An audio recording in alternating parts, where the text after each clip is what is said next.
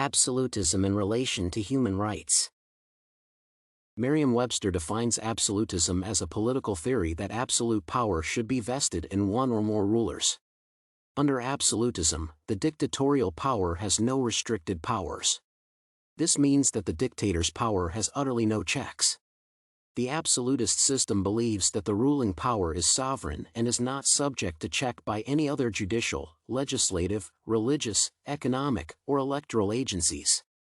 Legal approaches to human rights infer that people have certain fundamental rights that they ought to obey. There is no single person, or an alliance of people in power, who should prejudice these rights. Considering the notion of absolutism in the 21st century, a myriad of negative implications for human rights comes out. With King Louis XIV declaring that "I am the state," the general implication of absolutism is that the people to whom the state powers have been confined are free to make any decision even if it amounts to the violation of human rights. The perception here is that the decision made by the person in power is always right.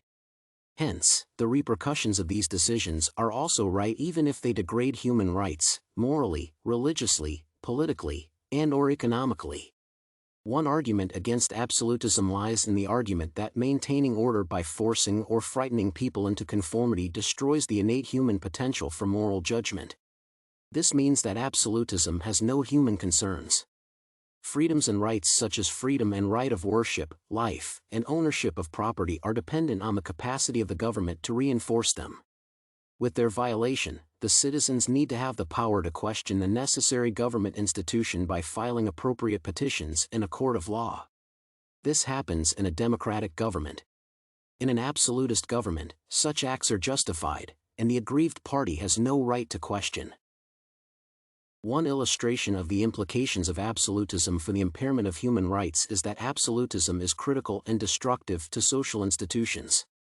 Nations such as France exercised absolutism during the reign of King Louis XIV between 1643 and 1715, as exemplified by the Nazi regime head, Adolf Hitler, in the 20th century. The absolutism of the social environment may constitute the mechanism of the moral degradation of society. Absolutism destroyed the innate human potential for moral judgment, and hence the social environment is responsible for corrupting people who are otherwise naturally nourishing. Perfection of human beings is thus possible upon the removal of such corrupting influences.